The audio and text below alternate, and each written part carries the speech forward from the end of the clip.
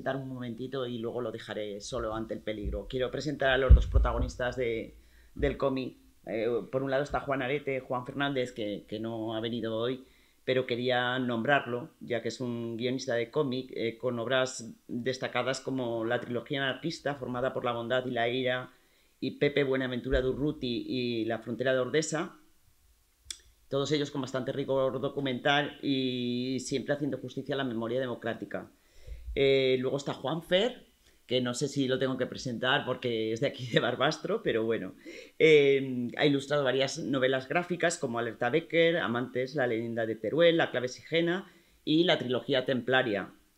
También ha sido responsable de las jornadas de cómic de Barbastro y miembro del jurado del certamen de humor hiperbreve La mueca del pícaro Joaquín Coll. Además es colaborador habitual de algunas revistas como Ronda Somontano. Bueno, el tema fundamental de este cómic son las brigadas internacionales, voluntarios extranjeros de más de 50 países que lucharon al lado del gobierno de la República en contra de los militares sublevados franquistas. Y bueno, según datos, pudieron participar hasta 35.000 brigadistas y de alrededor de 50 países diferentes. Y según datos, y digo según datos dos veces porque no siempre, según qué fuentes dicen un número u otro, pero pudieron morir entre 12 y 15.000 brigadistas en la guerra civil. En lo que es esta novela gráfica, hace mención a dos brigadas, que es la Dimitrov y a la brigada Lincoln, y está muy bien cómo trata, desde mi punto de vista, a los chavales que vinieron a luchar a la guerra civil.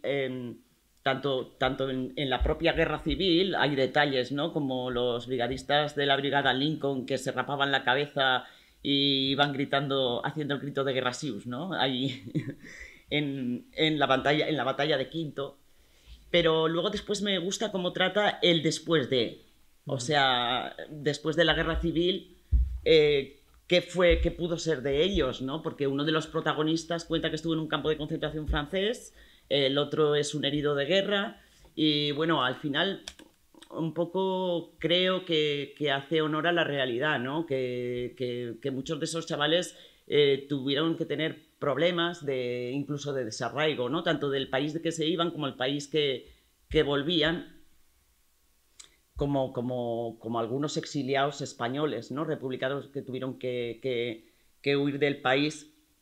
¿Y qué más decir? Pues en cuanto a lo que he visto como lectora, bueno, sobre todo la calidad de los dibujos me parece extraordinaria, eso lo primero. Y luego me gusta mucho como en 4 o 5 viñetas eres capaz de contar una historia, pero además de que el lector entre rápidamente en la historia, ¿no? O sea, solamente tienes que ir a la primera página, que en esa primera página ya te está hablando de la calma, de la trinchera, el peligro inminente, y luego ya pasas la siguiente página y ya es la guerra, ¿no? La propia guerra. Y luego me ha gustado mucho cómo creas el ambiente que sabes crear tanto en la guerra, en la propia guerra civil, pero sobre todo, pero después también, ¿no? En lo que es la Marsella de la Francia ocupada, la Barcelona, y haces que el lector se pueda meter en el ambiente de esa época y de las circunstancias de la época, ¿no? Y no sé, bueno, quería agradecer a la editorial GP por promocionar ese estilo de literario, ¿no? Que cuando somos pequeños tanto disfrutamos y luego nos hacemos adultos y parece como que nos olvidamos del cómic. Y bueno, que promocionéis el cómic y además el cómic aragonés, importante. Y bueno, que nos hagáis pensar que hay muy buenas historias de cómic para leer, ¿no? Para leer los adultos. Y nada más, solo quería hacer una pequeña entrada y te dejo solo. Vale. Gracias a Marisol y a Compromiso Barbastro por haber tenido la amabilidad de invitarme a este acto, que seguramente sin ellos no habría sido posible. Así es que agradecerlo, lo primero. Lo segundo, pues decir que Juan Pérez, que es el guionista, no puede estar aquí con nosotros porque le han cambiado el turno del trabajo y tenemos la costumbre de trabajar en cosas que no son el cómic, porque el cómic da para comer pero no da para cenar. Y el hombre ha tenido que ir a trabajar, así es que se disculpa. me ha dejado unos vídeos que luego os pondré, porque aquí en los medios audiovisuales no reparamos en gastos. Y luego lo veréis porque él está encantado, le hubiera gustado mucho estar aquí, me consta. Decir que Juan, como guionista, tiene la trilogía anarquista, una de ellas, que es La Onda de la Ira, ilustrada por Daniel Torres. Daniel Viñuales, lo tenemos aquí. Y tiene también la historia de Durruti por Carlos Azagra, que es un clásico del cómic de toda la vida.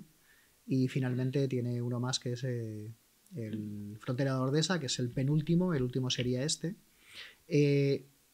Tiene razón Marisol, tiene un rigor histórico importante, conoce muy bien la época, se está muy bien documentado, trabaja muy bien los detalles, hay personajes comunes en todas las historias de una manera o de otra, y La Pitillera Húngara pues tiene ese valor añadido de que todos los temas que trata están ahí y son importantes.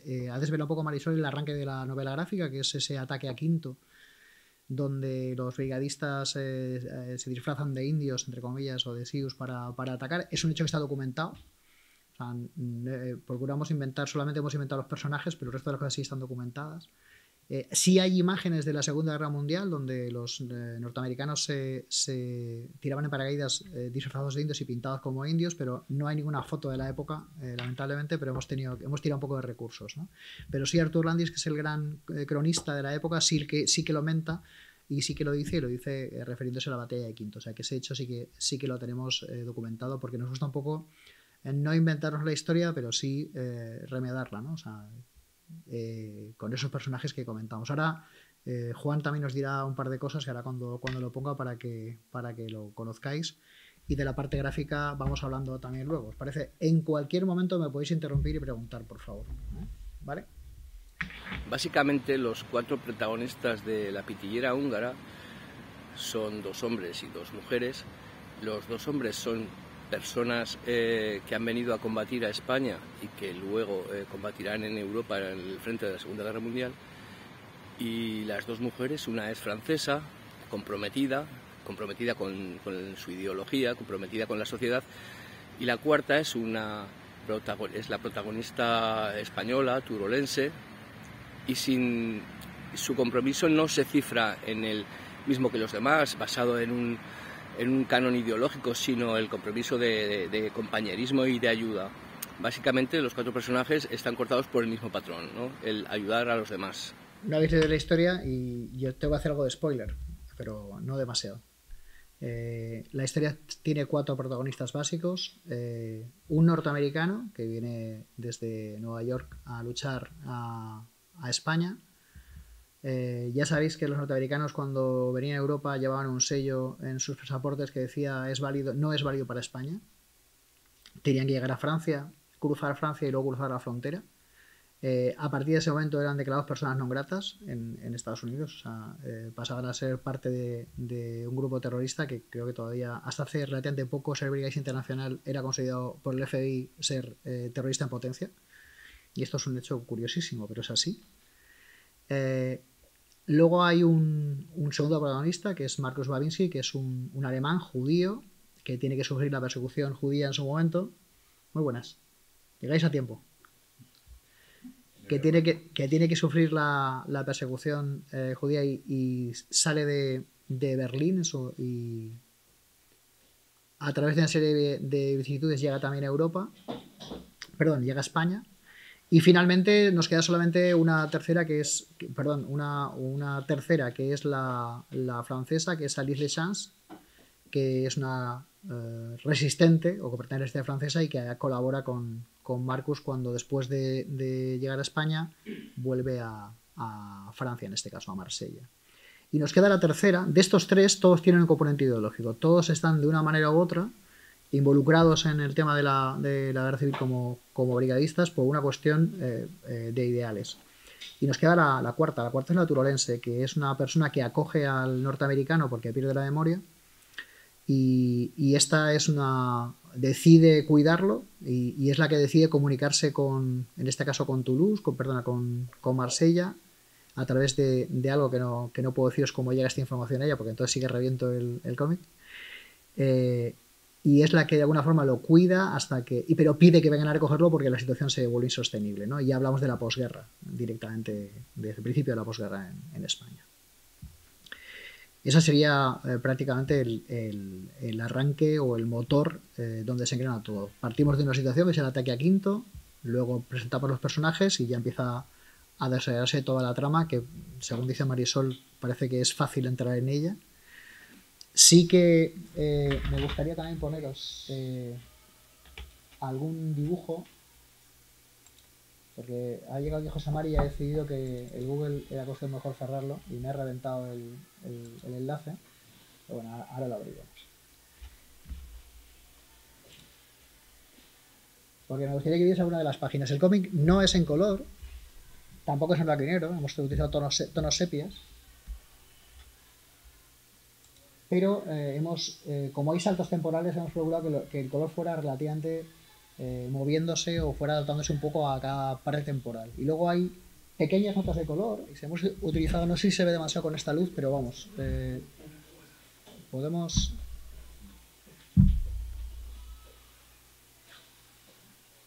Gracias. Hemos utilizado unos tonos sepias que para sacarlos me fui basando en fotografías antiguas de una tía abuela que se llamaba Libertad hasta que ganó Franco y tuve que cambiarse el nombre y ya se llamó Vicenta. Esto es así, es decir, yo no disfruto los hechos fueron así, pues hay que decirlos, ¿no?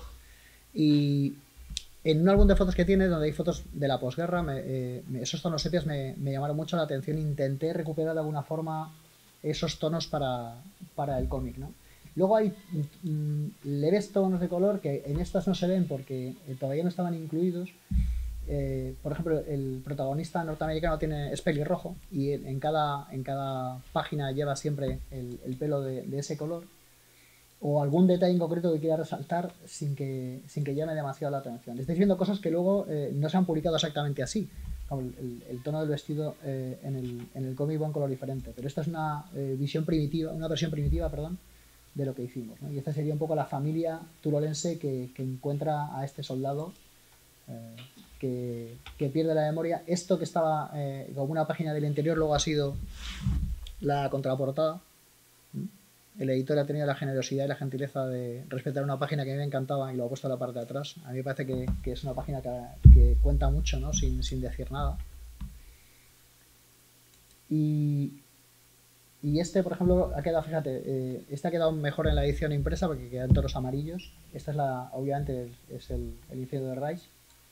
Y contamos un poco rápidamente cuál fue la historia de ese niño judío que es Marcus Babinski, y que luego cómo huye de Alemania, está en Israel en una serie de granjas, hasta que vuelve a Marsella, es cuando conoce a Liz y bueno, pues ya se incorpora a la guerra en España y finalmente es deportado.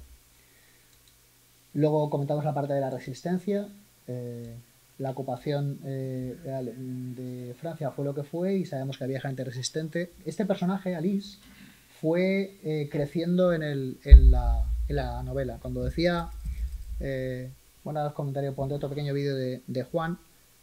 Ha sido un toma y daca permanentemente entre el guionista y yo, en el sentido de ir madurando los personajes. Como hemos tenido mucho tiempo, hemos jugado mucho con ellos, pero sobre todo el rol de las mujeres.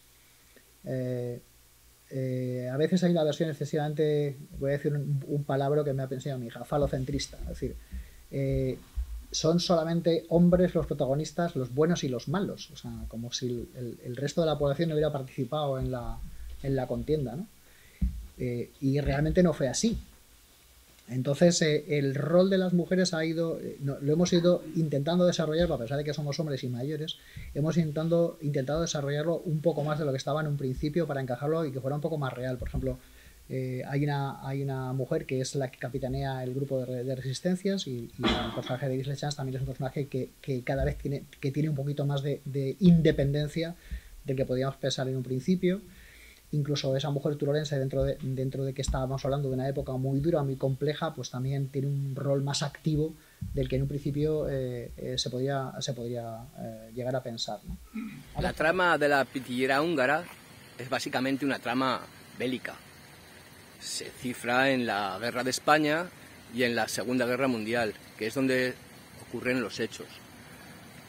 pero no es la pericia ni la preparación militar la que dicta vida o muerte, es el azar, la suerte, que forma parte intrínseca de nuestras vidas. Este comentario tiene mucho que ver con la pitillera, ¿no? Porque cuando os la leéis te das cuenta que todo parte de algo absolutamente azaroso, ¿no?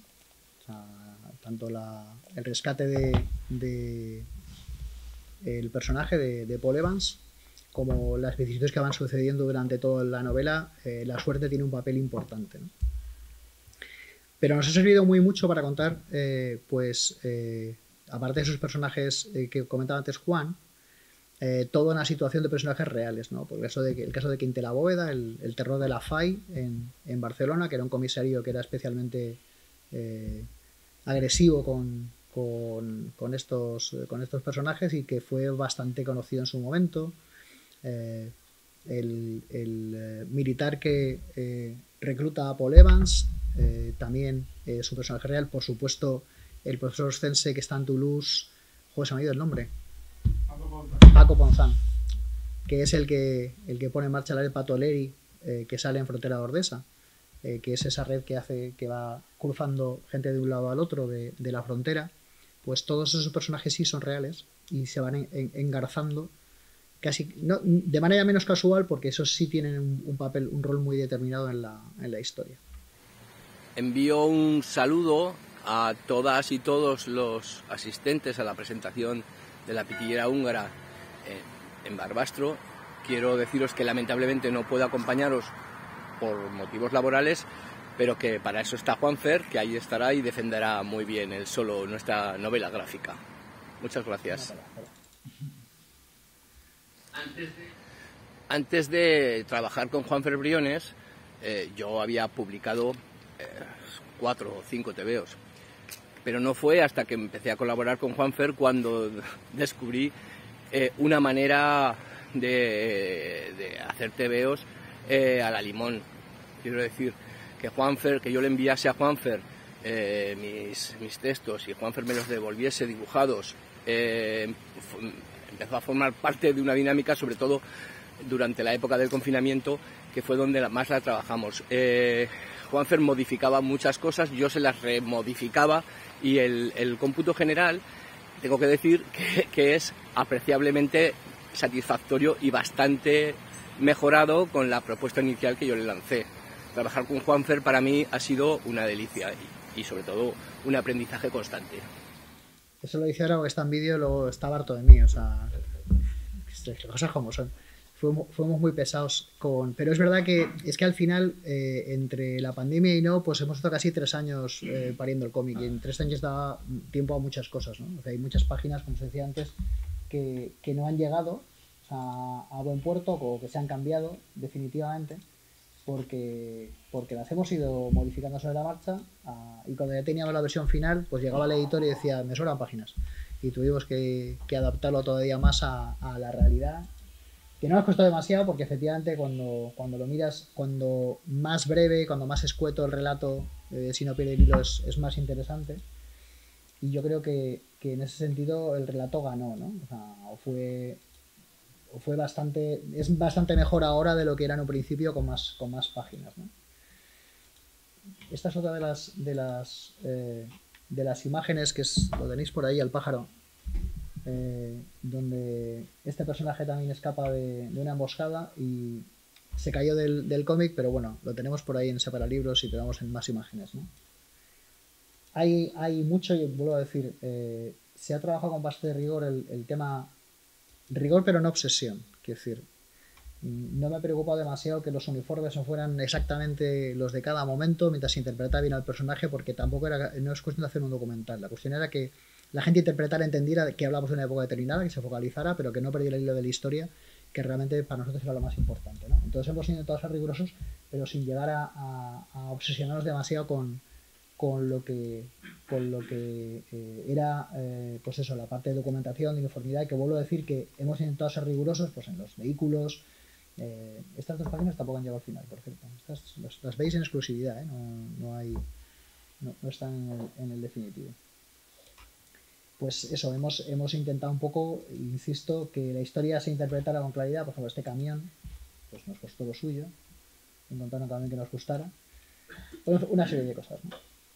Y nada más, la verdad es que no sé qué más os puedo contar de la historia, no sé qué os puede interesar contar de la historia, sé simplemente que estamos muy contentos de cómo ha quedado.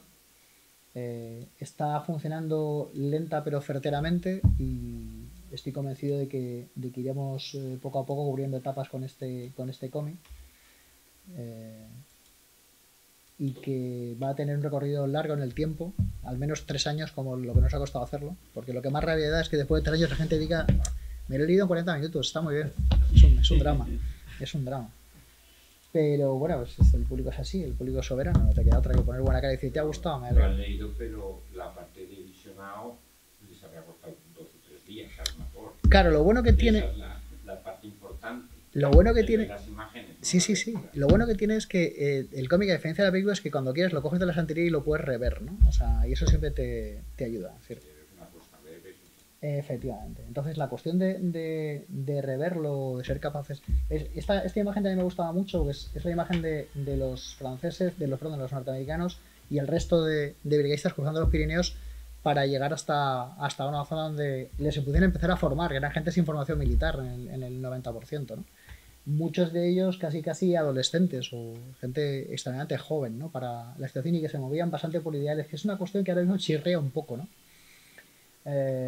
Bueno, la verdad es que las primeras brigadas norteamericanas sufrieron una auténtica matanza en las primeras batallas por la falta de experiencia, lo primero, y porque no tenían tampoco disciplina en cuanto a lo que puede ser una guerra convencional, ¿no? La verdad es que es una historia, esta de las brigadas, y en general de la guerra, que yo creo que ahora más que nunca tiene vigencia. La primera porque estamos delante de unas generaciones más jóvenes que ignoran mucho de la parte del conflicto de su momento, de lo que fue el golpe militar y de lo que fue todo lo que vino después, de lo que fue la guerra y de lo que fue la posguerra, que a veces fue más dramática incluso que la guerra. Pero bueno, todo eso se ignora bastante, y el hecho de que la gente lo recupere me parece bien. Y os voy a poner un ejemplo que tiene que ver con la Segunda Guerra Mundial, por coger un poco de distancia.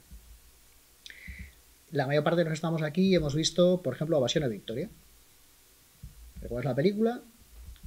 Ves los barracones donde estaban los soldados, o ves alguna película de ese tipo y te viene el barracón a la cabeza. Yo estuve con mi hija en Berlín hace 2 años, 3 años, claro, con el tema de la pandemia, que yo la descuento siempre, y ella se asombró en el campo de concentración porque no había visto ninguno. No había visto ninguno. El campo de concentración era una cosa que tenía en la cabeza, pero no lo había visto, ¿no? Entonces, cuando llegas al campo, que es un campo bastante, el de Berlín, el que está cerca de Berlín, es un campo bastante moderado, no es un campo, pero reúne todas las características. Habían recuperado los barracones de madera, que por cierto un grupo neonazi hacía 2 semanas se había intentado prenderle fuego y todavía se podía ver el efecto de las llamas en los barracones. La parte, digamos, que se dedicaba al hospital, que era aterradora, y la distribución de los barracones y las torres, ¿no?, de vigilancia. Y el lema del trabajo os haga libres. Y la verdad es que te das cuenta que los chavales no lo han visto, no saben de qué le hablas, es algo que han estudiado, ¿no? Entonces el poder de la imagen es enorme, pero es que ellos no para nosotros, que aquí estamos, bueno, aquí 2 o 3 generaciones, vosotros sois más jóvenes que yo, pero para nosotros está muy claro en la cabeza, pero es que ya no hay pelis de la Segunda Guerra Mundial, no hay pelis de la Segunda Guerra Mundial. Nosotros estuvimos sufriendo casi una década o 2 películas de ese tipo, y eso nos ha generado una imagen determinada, ¿no? Pero los jóvenes de ahora no la tienen en absoluto.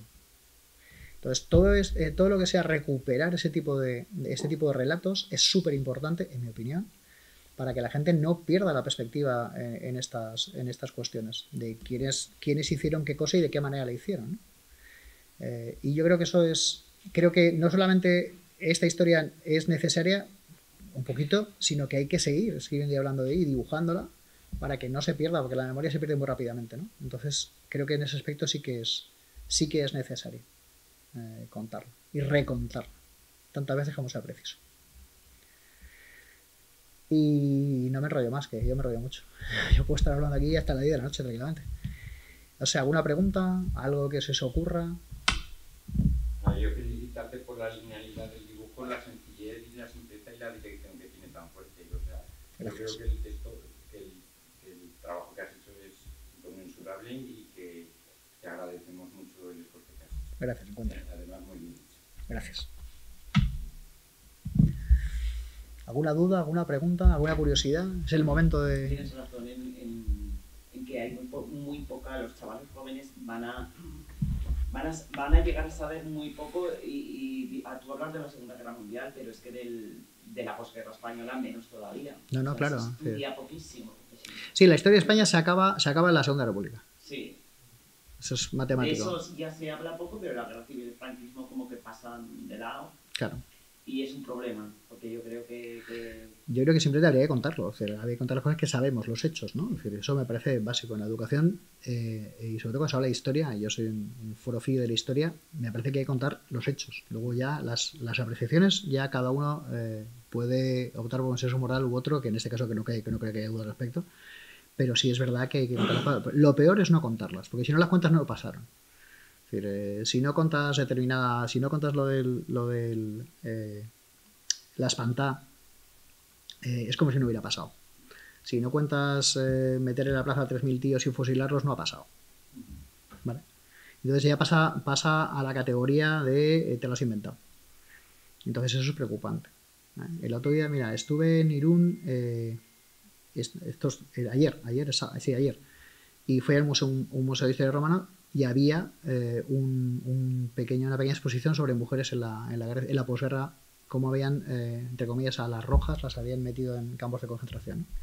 Y había un discurso de Queipo de Llano que te ponía los pelos de punta. Nuestras tropas ya les han enseñado, es que se me dio grabado, a los rojos lo que es un hombre de verdad, y ahora se lo van a enseñar a sus mujeres. Que estas que son libertarias, que optan por el amor libre, y han tenido que soportar a rojos maricones. Tal cual. Pues esto hay que decirlo. Si no pasa nada. Está en una grabación, es él. Dígase. Luego ya las interpretaciones que cada uno la que quiera. Pero es que si no lo cuentas, si no lo transmites, si esa expresión no está, yo no me entero. Entonces, luego hay testimonios de las propias mujeres que estaban encerradas, ¿no? Pero es que lo de la grabación es tremendo. Es tremendo. Lo mires como lo mires. Es decir, luego todo esto hace que haya 4 destalentados que levantan las persianas de un colegio mayor y dicen lo que dicen, ¿no? Entonces, para mí esto es el mismo paquete. No hay diferencia. Hemos avanzado muy poquito al respecto. No, para mí es una novela gráfica. Y que es un término, además, es que en esto hemos tenido una discusión, bueno, te puedes imaginar, que además es un término que está acuñado pues a principios de siglo prácticamente, es decir, no es un término nuevo. Lo que pasa es que ahora lo hemos recuperado. Pero es que para mí es una novela gráfica. Juan, que es el guionista, que es más clásico, decía no, que él ha escrito un cómic, ¿no? Entonces siempre nos reímos porque yo siempre que hablo novela gráfica. Como él no está, he tenido la cortesía de llamarlo cómic, pero para mí es una novela gráfica. La primera porque todo lo que sea cómic al final acaba sonando a producto bisoño y a producto para niños, ¿no? Y yo creo que esta historia tiene los bastantes elementos, o los elementos suficientes como para que cuando acabes te eches 10 minutos de pensar, ¿vale? Y que te haga reflexionar un poco, ¿no? Entonces, al final, como producto, yo creo que está más cerca de una novela que de un cómic, aunque sea una novela gráfica, ¿no? Es decir, que es lo que es, ¿no? Y yo creo que ese valor lo tiene. Es decir, me parece que el cómic está más asociado al consumo rápido, ¿vale? Y esto sería un poco, pues, un menú un poco diferente, en el sentido de que te lo puedes leer, puedes disfrutarlo, pero luego te puede dar para sacar alguna conclusión a medio plazo y a largo plazo, que creo que es el valor que tiene. Y luego, como decíamos antes, lo de poder ir a la estantería, sacarlo de vez en cuando y ojear alguna página porque te ha gustado o te ha emocionado o lo que sea, ¿no? Y yo creo que en ese sentido es una novela gráfica, y tienes toda razón, es una novela gráfica porque yo la concebí como una novela gráfica desde ese principio. Aparte, el editor ha tenido también mucho que ver porque le ha puesto una tapa dura maravillosa y es muy bonito y lo quiero mucho. Sí, y yo quiero que hagan no una película, una serie de Netflix, que es lo suyo. Además, comentamos que sabíamos que Idris había un hospital de sangre, creo que por la zona, y hablamos sobre ello, sobre incluirlo o no incluirlo, porque cuando hieren a Paul Evans, está en ese hospital. Y me hace, estoy convencido de que Juan subirá a verla porque le interesa muchísimo el tema, y porque además, creo, vuelvo a decir, cuando recuperas un material gráfico de la época te quedas asombrado. Yo en Pinterest, por ejemplo, hay muchísimas imágenes de la época, y yo me quedé sorprendidísimo cuando vi las imágenes de las brigadas. Había asiáticos, podía ser políticamente incorrecto, había negros, es decir, había gente de los países más insospechados con las brigadas internacionales aquí, porque uno tiene las brigadas y uno piensa siempre en los ingleses y en los norteamericanos, ¿no? Estamos un poco condicionados, ¿no? Y sin embargo había húngaros, polacos, franceses, insisto, asiáticos, de gente de países que no te podías imaginar que estaba también participando por ideales, porque no eran mercenarios, participando en el conflicto porque pensaban que, y de hecho era así, se estaba poniendo en juego la libertad de un país contra una sublevación militar, ¿no? Entonces, la verdad es que era fue bastante sorprendente. Yo me quedé bastante sorprendido. Luego, evidentemente, pues ya vino en rusos y otro tipo de cuestión, por otro tipo de situación, pero la verdad es que en un principio lo de las brigadas me sorprendió bastante. Me pareció bastante llamativo. Y yo creo que, como tú dices, se ha escrito poco, se ha dicho poco y se ha agradecido poco en general esa colaboración de toda esa gente que vino por una idea. Que me parece que en pocos movimientos o en pocos conflictos se ha movido tanta gente por un ideal como en ese. Por muy pocos. Yo me voy a echar largo, voy a decir que ninguno. Pero me parece que es una situación realmente sorprendente. Teniendo en cuenta además que no había medios de comunicación. Ahora me parece que me abruma pensar cómo en esa época la gente joven era capaz. Bueno, Estados Unidos estaba saliendo del crack, ¿no? Prácticamente. Pero cómo podía cruzar el océano en un barco hasta una serie de meses o una serie de semanas, cruzar hasta Francia para ir a morir a un país que no conocías de nada y que ni siquiera hablabas el idioma. Me parece alucinante. Me parece una auténtica locura. Ya no digo los ingleses, que les pillan más cerca, ¿no? Los franceses de alguna forma, pero un norteamericano. O sea, me parece que es una situación que no hemos valorado, la hemos dado por hecha, pero no la hemos valorado en su justa medida. Y vuelvo a decir, yo creo que estamos muy poco agradecidos a esa colaboración en su momento. Pues si en serio no queréis preguntar nada, o sea, estáis incómodos en las sillas, queréis ir a casa. Yo estaría hablando hasta las 10, no te creo problema, estoy encantado. O sea que... Bueno, pues nada. Gracias por la asistencia, ¿vale?